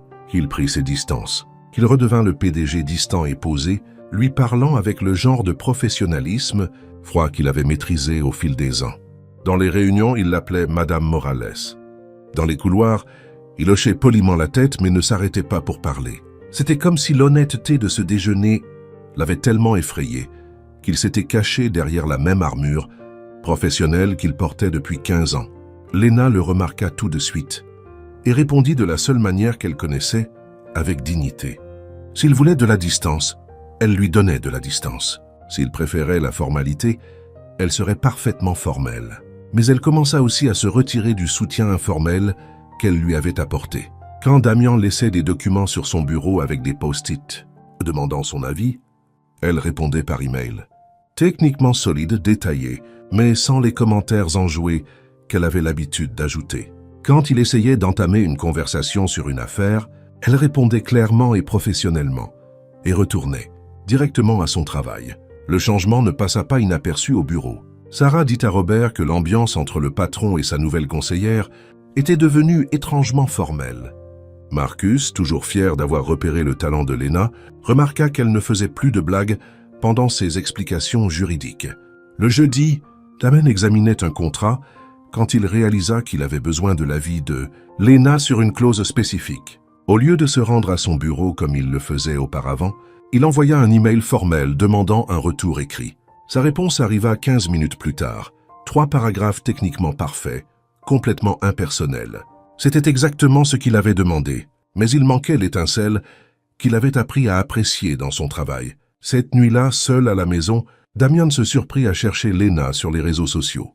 Ce n'était pas quelque chose qu'il faisait normalement, mais sa curiosité l'emporta. Son profil était simple, avec seulement quelques photos, mais chacune racontait une histoire. Il y avait une vidéo de Miguel datant de quelques mois, essayant de dire le mot jurisprudence, pendant que Léna riait en arrière-plan. Une autre la montrait, expliquant un contrat d'assurance, maladie à un voisin âgé, en utilisant des métaphores de recettes de gâteaux. Une photo la montrait assise dans la bibliothèque locale, entourée de vieux livres de droit, avec Miguel endormi sur ses genoux. C'était un monde complètement différent du sien. Un endroit où le savoir était partagé librement, où l'intelligence était utilisée pour aider, pas pour rivaliser. Un endroit où elle n'était pas seulement respectée, mais aimée. Le samedi, poussé par quelque chose qu'il ne pouvait pas tout à fait nommer, Damien se rendit dans le quartier de Léna. Il n'avait pas de plan précis, juste un besoin inexplicable de mieux comprendre son monde. Il s'arrêta devant une petite organisation à but non lucratif appelée Hope Community Center. À travers la fenêtre, il vit Lena assise à une table ronde, entourée de plusieurs personnes. Elle gesticulait de manière animée, expliquant quelque chose pendant que les autres prenaient des notes. Damian observa pendant quelques minutes. Il y avait quelque chose dans la posture de Lena là-bas qu'il n'avait jamais vu au bureau. Une aisance naturelle, une joie authentique. Elle ne jouait pas au professionnalisme, elle était simplement elle-même. Il prit une profonde inspiration et entra. Le groupe cessa de parler quand ils le virent. Lena leva les yeux, clairement surprise. « Damon, qu'est-ce que tu fais ici ?»« Je passais en voiture et je t'ai vu ici. » Un mensonge flagrant, et ils le savaient tous les deux. « Voici Damian Hayes, dit Lena au groupe. »« Mon patron. » Le fameux patron de la vidéo virale juridique, dit une femme plus âgée en souriant. « Je suis Madame Rosa. » Lena nous expliquait les contrats de location. Damon salua tout le monde poliment, mais ses yeux revenaient sans cesse sur Lena. « Puis-je te parler une minute ?» Ils se mirent dans un coin de la pièce. « Sérieusement, qu'est-ce que tu fais ici ?» demanda Lena, mais sans hostilité. « Je voulais comprendre. »« Comprendre quoi ? Comment tu fais ça ? Comment tu es toi tout le temps ?» Lena l'étudia pendant quelques secondes. « Damon, tu as conduit 40 minutes pour venir ici, juste pour me demander ça ? Peut-être. » « Pourquoi ?» Il regarda le groupe qui avait repris sa discussion, puis de nouveau elle. « Parce que cette semaine, je suis redevenu celui que j'ai toujours été. Et j'ai réalisé que je n'aime plus cette personne. Et qu'est-ce que tu attends de moi à ce sujet ? Me laisseras-tu apprendre de toi ?» La question sortit avec un son plus vulnérable qu'il ne l'avait prévu. Lena resta silencieuse un instant, puis sourit pour la première fois en une semaine. « Ça dépend. Es-tu prêt à écouter Madame Rosa expliquer pourquoi son bail d'appartement est injuste, même si ça prend 2 heures? Je le suis. Et à aider Monsieur Carlos à comprendre pourquoi le garage ne peut pas le facturer pour un travail qu'il n'a pas approuvé. Je le suis. Et à le faire sans te sentir supérieur à qui que ce soit ici? Damon regarda autour de lui, voyant pour la première fois non pas des gens ayant besoin d'aide, mais des gens avec des connaissances et une expérience dans des choses qu'il n'avait jamais imaginées. « Je suis prêt à essayer. » Lena hocha la tête. « Alors assieds-toi. » Madame Rosa nous racontait justement comment elle a découvert par elle-même qu'elle avait droit à une indemnisation qu'aucun avocat ne voulait calculer pour elle. Damon s'assit et pour la première fois depuis des années, resta silencieux pour apprendre, au lieu d'enseigner. Pendant les 2 heures suivantes, il écouta des histoires qui le firent repenser à tout ce qu'il croyait savoir sur la justice, l'intelligence et la valeur humaine. Quand ils partirent, Lena demanda « Alors, as-tu appris quelque chose ? J'ai appris que tu n'es pas seulement intelligente. Tu es sage et il y a une grande différence entre les deux. » Quelle est la différence ? L'intelligence résout des problèmes. La sagesse change les gens. Pour la première fois depuis des semaines, ils se sourirent, sans aucune barrière entre eux. Le mercredi suivant, Lena mentionna nonchalamment qu'elle donnerait une conférence au Centre communautaire sur les droits des consommateurs pour tous. Cela faisait partie d'un projet qu'elle menait depuis 2 ans, enseignant des connaissances juridiques de base aux personnes qui ne pouvaient pas se permettre d'engager un avocat. « Puis-je venir ?» demanda Damon, se surprenant de la naturalité de sa question. « Tu ne trouveras pas ça ennuyeux ?» Au contraire, je pense que j'ai besoin de voir à quoi ressemble un véritable plaidoyer. Le samedi après-midi, le petit auditorium du centre communautaire était bondé. Environ 40 personnes remplissaient les chaises en plastique. Des jeunes mères avec des bébés sur les genoux aux hommes, à la retraite avec des cahiers à la main. Damon était assis au fond, observant. Lena monta sur la petite scène improvisée avec une aisance naturelle qu'il n'avait jamais vue dans le cadre de l'entreprise. Elle portait un jean et un simple chemisier, ses cheveux lâchés sans aucune des touches polies qui caractérisaient les 10 présentations professionnelles auxquelles il était habitué. « Bonjour à tous », commença-t-elle avec un sourire sincère. « Aujourd'hui, nous allons parler de quelque chose que tout le monde devrait savoir. Comment ne pas se faire avoir quand on achète quelque chose ?» Des rires parcoururent la foule. « D'abord, mettons-nous d'accord sur quelque chose. Tout le monde ici s'est fait avoir au moins une fois. Moi, vous, même ce monsieur bien habillé au fond. Elle fit un geste discret vers Damian. Il s'est probablement fait avoir. D'autres rires suivirent, et Damen se sentit inclus, pas montré du doigt. La différence, c'est que quand ça arrive à quelqu'un qui a de l'argent, il engage un avocat. Quand ça arrive à des gens comme nous, on se fâche, on le dit à nos amis, et c'est tout. On accepte la perte. Une femme plus âgée leva la main. Mais Lena, les avocats coûtent cher. Qu'est-ce qu'on est censé faire? Madame Maria, c'est exactement de ça que je suis venu parler aujourd'hui. Vous n'avez pas besoin d'un avocat pour tout. Ce dont vous avez besoin, c'est de connaître vos droits. Pendant l'heure suivante, Lena expliqua des concepts complexes en utilisant des exemples de tous les jours. Elle parla des garanties en les comparant à des relations qui ne fonctionnent pas, des taux d'intérêt abusifs en les comparant à des prêts entre amis et des contrats trompeurs, en utilisant des recettes qui cachent des ingrédients comme métaphores. Damian regarda, fasciné par la façon dont elle traduisait le jargon juridique en un langage simple et compréhensible, sans perdre en précision technique. Plus importante encore, il remarqua comment les gens la voyaient, non pas comme quelqu'un de supérieur faisant de la charité intellectuelle, mais comme une véritable alliée. Quand un jeune homme demanda comment contester une facturation incorrecte, Lena n'expliqua pas seulement les étapes. Elle écrivit un modèle de lettre au tableau et donna des conseils sur le ton et la manière de construire un bon argument. L'éducation est le seul pouvoir que personne ne peut vous enlever, dit-elle en terminant la session. Connaître vos droits fait partie de cette éducation. Ne laissez personne vous dire que c'est trop compliqué pour que vous le compreniez. Si j'ai pu apprendre en nettoyant des bureaux et en lisant des livres empruntés, vous le pouvez aussi. Le public éclata en applaudissements.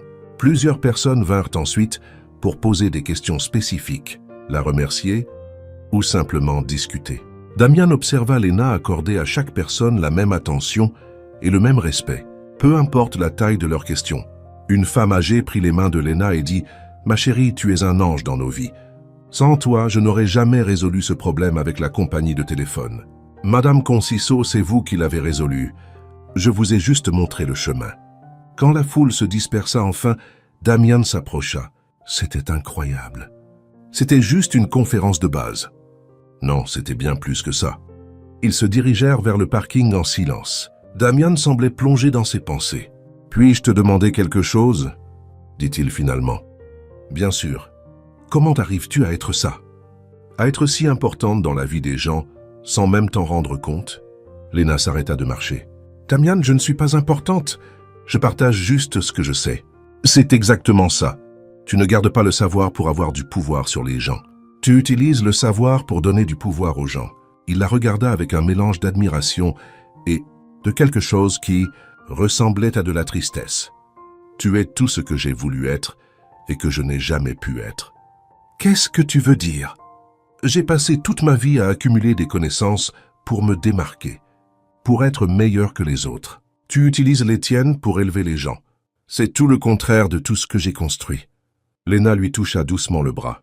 Damian, il n'est pas trop tard pour changer la façon dont tu utilises ce que tu sais. Tu crois? J'en suis sûr.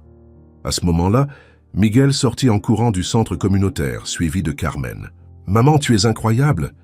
cria le garçon en se jetant dans les bras de Lena. « Miguel, voici Damian. Damian, mon fils, Miguel et ma mère, Carmen. » Miguel regarda Damian avec des yeux curieux. « Tu es le gars avec la voiture noire, celui qui est toujours confus. »« Miguel !» le gronda Lena, embarrassée. Damian rit. « Ouais, c'est moi le confus. » Carmen lui tendit la main avec un sourire chaleureux. « Enchanté de vous rencontrer, Damian. Lena parle beaucoup de vous. J'espère que c'est en bien. » Ça l'est. Elle dit que vous êtes très intelligent, mais que vous avez encore besoin d'apprendre à faire plus. Confiance à vos sentiments. Lena rougit. « Maman quoi? » « C'est vrai. » Carmen se tourna vers Damian. « Puis-je vous donner un conseil, mon garçon? »« S'il vous plaît. Ma fille n'est pas compliquée. Elle n'acceptera juste pas d'être traitée comme un second choix. Si vous l'aimez, soyez assez courageux pour l'admettre. Sinon, soyez assez honnête pour la laisser passer à autre chose. » Damian hocha la tête, touché par l'honnêteté douce de Carmen. « Merci pour le conseil, Madame Carmen. De rien, et maintenant vous dînez tous les deux avec nous. J'ai fait de la lasagne pour une armée et je n'accepterai pas de non comme réponse. » Miguel attrapa la main de Damen. « Tu aimes la lasagne ?»« Mamie fait la meilleure du monde. » Damen regarda Lena qui haussa légèrement les épaules avec un sourire. « On dirait que ta soirée est toute tracée. »« On dirait bien. » Et pour la première fois depuis des années, Damian se sentit vraiment chez lui. Le dîner chez Carmen avait tout changé. Pas seulement pour Damian et Lena, mais dans la façon dont ils se rapportaient l'un à l'autre. Dans les semaines qui suivirent, ils reprirent leur travail commun aussi naturellement qu'avant. Mais quelque chose avait changé. Il y avait un nouveau sentiment d'honnêteté entre eux. Chaque conversation semblait plus profonde. Chaque silence portait plus de sens. Damian avait commencé à se rendre régulièrement au centre communautaire, non pas comme invité mais comme bénévole. Il découvrit que l'enseignement des contrats commerciaux aux petits entrepreneurs de quartier était plus gratifiant que la conclusion de n'importe quelle affaire de plusieurs millions de dollars. Elena observait cette transformation avec un mélange de fierté et de quelque chose qu'elle pouvait enfin s'avouer. De l'amour.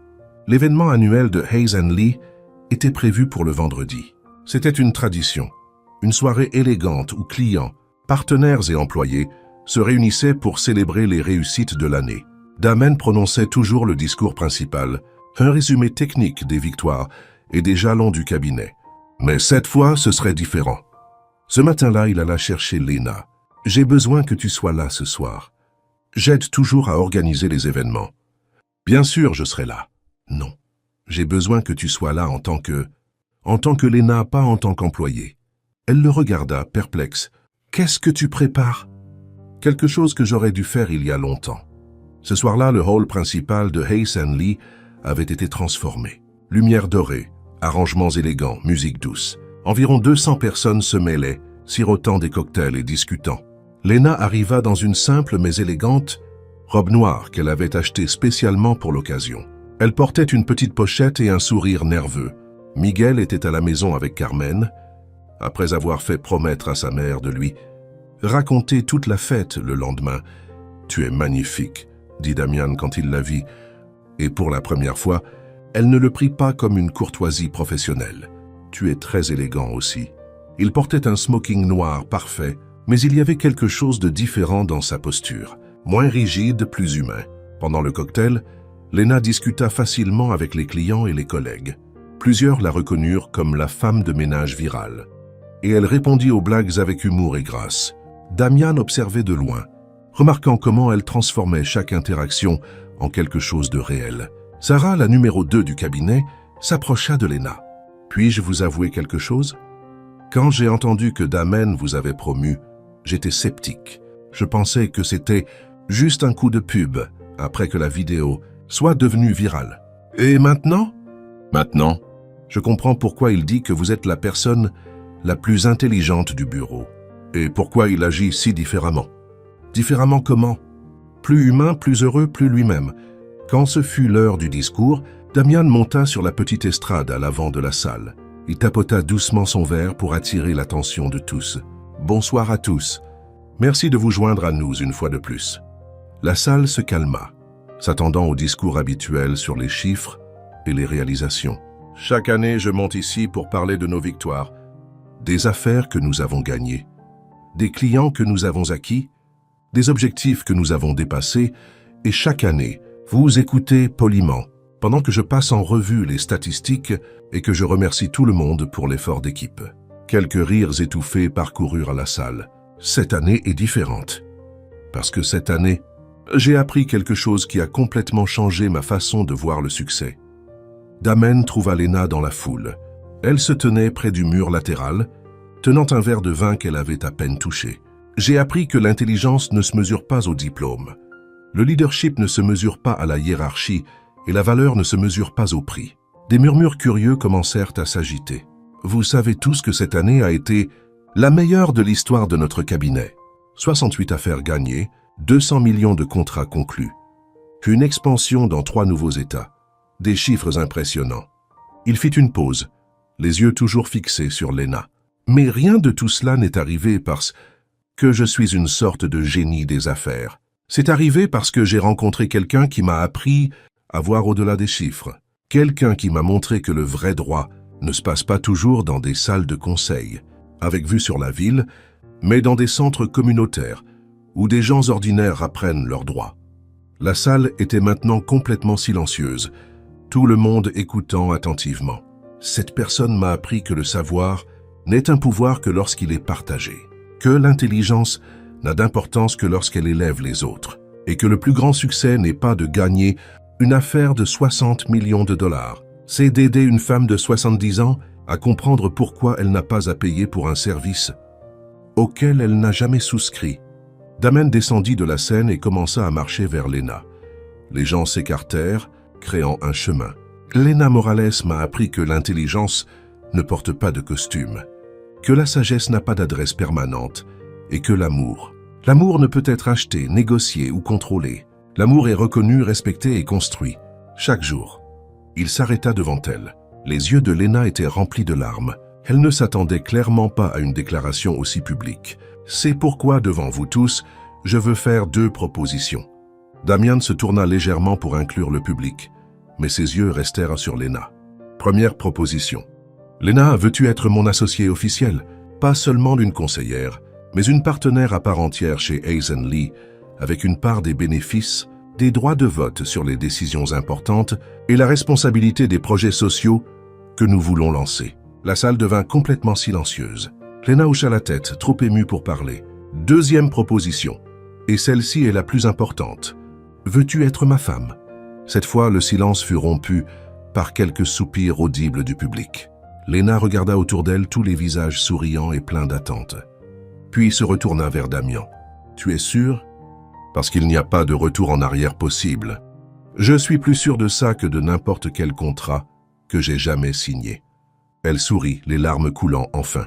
J'accepte les 2 propositions. Mais je dois poser une condition. Laquelle? Pas de fleurs coûteuses pour essayer de m'impressionner. Si tu veux me donner quelque chose de spécial, je veux une bibliothèque. Une vraie bibliothèque avec des fauteuils confortables et de l'espace pour que Miguel puisse étudier. Damian rit en lui prenant les mains. Marché conclu. Une bibliothèque, des fauteuils et tout ce que tu voudras d'autre. Il l'embrassa, et cette fois, il n'y avait rien d'inapproprié ou de confus à ce sujet. C'était le bon baiser au bon moment devant les bonnes personnes. Le public éclata en applaudissements et en acclamations. Sarah pleurait. Robert souriait, comme s'il venait de gagner une affaire importante. Marcus filmait déjà tout pour les réseaux sociaux. Quand ils se séparèrent, Damen murmura à l'oreille de Lena. « Il y a encore une chose que je veux proposer. »« Qu'est-ce que c'est ?»« Je pense que tu devrais finir tes études de droit. » Lena recula légèrement, surprise. « Damian, je n'ai pas besoin d'un diplôme aussi. Il ne s'agit pas d'en avoir besoin. Il s'agit du fait que tu mérites d'avoir une reconnaissance officielle pour ce que tu sais déjà, et parce que je veux que tu aies toutes les options possibles. Mais pour le temps, le travail, Miguel, nous trouverons une solution pour tout ça. Ta mère peut t'aider davantage avec Miguel. Tu peux étudier quand ça t'arrange le mieux. Et si tu as besoin de réduire ta charge de travail, nous le ferons. Ce qui compte, c'est que tu finisses ce que tu as commencé. » Lena réfléchit quelques secondes. L'école de droit avait été un rêve, interrompu 6 ans plus tôt. L'idée d'obtenir enfin ce diplôme avait toujours semblé trop lointaine pour être réaliste. « Tu penses vraiment que je devrais ? » « Je pense que tu devrais faire ce qui te semble juste. Mais je pense aussi que tu mérites d'avoir le choix. Et si j'accepte, promets-tu de ne pas me presser ou de me faciliter les choses? Je le promets, tu obtiendras ce diplôme de la même manière que tu as tout fait dans la vie, avec du travail acharné, de l'intelligence et de la détermination. Lena sourit. Alors j'accepte. Je finirai mes études de droit, même en sachant que ce sera beaucoup. Travailler, étudier, m'occuper de Miguel. J'ai fait des choses plus difficiles et cette fois je ne le ferai pas seul. Damian l'embrassa de nouveau. Et pour la première fois depuis des années, Lena sentit que tous ses rêves n'étaient pas seulement possibles. Ils étaient inévitables. Le lundi suivant, elle était au téléphone avec le bureau de l'école de droit, se renseignant sur la procédure de réinscription. Carmen avait immédiatement proposé d'aider davantage avec Miguel, disant qu'il était temps pour sa fille de finir ce qu'elle avait commencé correctement. Et pour la première fois, Lena réalisa qu'avoir un partenaire ne signifiait pas dépendre de quelqu'un. Cela signifiait construire une vie ensemble où leurs 2 rêves avaient de la place pour grandir. 6 mois plus tard, au même centre communautaire où Damian avait appris le vrai sens de la justice. Le mariage le plus inhabituel que Chicago ait jamais vu avait lieu. Les décorations ne venaient pas d'un magazine de luxe. Elles étaient faites par les mains aimantes de Carmen, qui avait organisé un groupe de voisins pour transformer le petit auditorium en quelque chose de magique. Des fleurs du jardin de Madame Rose, des tissus empruntés à la couturière locale, des lumières installées par les électriciens du quartier. Chaque détail était chargé d'histoire et de soins. Les chaises en plastique étaient décorées de liens en tissu coloré. L'hôtel était une simple table recouverte d'un tissu brodé à la main par la grand-mère de Miguel. Au lieu d'un service traiteur coûteux, il y avait une table commune où chaque famille apportait un plat spécial. Damian arriva tôt, ajustant le simple costume qu'il avait choisi pour ne pas détonner. Il observa les derniers préparatifs avec un sourire que Sarah, son ancienne employée et maintenant amie, décrirait plus tard comme s'il avait enfin trouvé sa place dans le monde. Les invités étaient un mélange improbable, des avocats du cabinet assis à côté du personnel de nettoyage, des clients riches discutant avec des voisins retraités, des étudiants en droit riant avec des enfants de la communauté. Marcus, bien sûr, enregistrait tout pour pouvoir créer ce qu'il savait déjà, être la vidéo de mariage la plus virale de l'histoire juridique américaine. Lorsque la musique simple commença à jouer, une playlist que Miguel avait aidé à composer, Damian prit sa place à l'hôtel de fortune. Pour la première fois depuis des années, ses mains ne tremblaient pas de nervosité. Il était exactement là où il voulait être. La porte s'ouvrit et Lena entra au bras de Miguel. Elle portait une simple robe blanche achetée dans un magasin de quartier et ajustée par la couturière locale. Ses cheveux étaient lâchés avec une seule fleur fraîche, un tournesol sur lequel Miguel avait insisté, disant « Ma maman brille comme le soleil ». Miguel portait un petit costume bleu marine qui le faisait ressembler à un minuscule avocat. Il portait un coussin avec les alliances, marchant avec une expression sérieuse qui fit rire toute la foule à travers leurs larmes.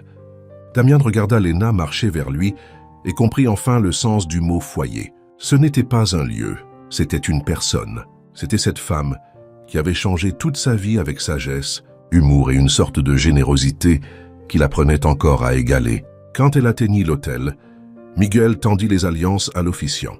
Le professeur Marchesi, le même homme qui avait prêté à Lena ses premiers livres de droit des années auparavant. Avant les vœux traditionnels, Lena dit, surprenant tout le monde, « J'aimerais dire quelques mots. » Elle se tourna vers la foule en tenant les mains de Damian. « Pendant longtemps, les gens m'ont connue comme la femme de ménage qui connaissait le droit. Et c'est bien. Je nettoie vraiment des choses. Mais au fil des ans, j'ai réalisé que je ne nettoyais pas seulement les sols. » Sa voix était stable, pleine d'une émotion tranquille. « J'ai nettoyé les jugements. Mes propres jugements sur ce que je pouvais ou ne pouvais pas accomplir. Les jugements des autres sur ce que signifie être intelligent, réussir, être digne. » Elle regarda Damian. Et j'ai aidé quelqu'un de très spécial à nettoyer ses jugements aussi. Sur ce que signifie diriger, aimer et être vraiment heureux. Carmen pleurait doucement au premier rang. Madame Rosa agitait son mouchoir. Sarah et Robert échangeaient des regards émus. Quand ce fut le moment d'échanger les alliances, Miguel s'approcha solennellement de Damian et lui murmura quelque chose que le microphone capta. « Maintenant, tu es notre assistant aussi. »« D'accord !» La foule éclata de rire. Damian s'agenouilla pour le regarder dans les yeux. « J'accepte le poste, mais pouvons-nous parler du salaire ?»« Bien sûr, mais je n'accepte pas l'argent. Seulement de la crème glacée et des sorties au parc. » Marché conclu. Ils scellèrent l'accord par une poignée de main formelle qui fit rire tout le monde à nouveau. Quand ils s'embrassèrent enfin, en tant que mari et femme, ce fut sous une pluie de pétales de fleurs apportés par les enfants du quartier. Le baiser fut long, doux et rempli de promesses qui n'avaient pas besoin de contrat pour être tenus. Alors que la fête commençait avec de la musique, de la nourriture faite maison et des histoires se propageant de table en table, Lena et Damian s'écartèrent un instant pour tout observer. « Des regrets ?» demanda-t-il en plaisantant. « T'épouser ? Jamais. Le faire dans un endroit où tout le monde va avoir des opinions sur notre vie ? Toujours. Non. Pourquoi pas ? Parce que maintenant, ils sont notre famille. Et la famille veille les uns sur les autres. » Damian l'embrassa de nouveau, sachant qu'il avait trouvé non seulement une épouse, mais une toute nouvelle façon de vivre. Une vie où l'intelligence se mesurait à la profondeur de l'amour. Le succès se mesurait à l'aide apportée aux autres. Et le bonheur était aussi simple que de partager une glace avec un garçon de 6 ans qui venait de gagner un beau-père, prêt à être son assistant. Qu'avez-vous pensé de l'histoire de Léna et Damian? Laissez vos réflexions dans les commentaires. Sur une échelle de 0 à 10, quelle note donneriez-vous à cette histoire? Abonnez-vous à la chaîne et cliquez sur la cloche pour suivre toutes nos histoires. Et découvrez d'autres histoires touchantes, ici même sur la finale.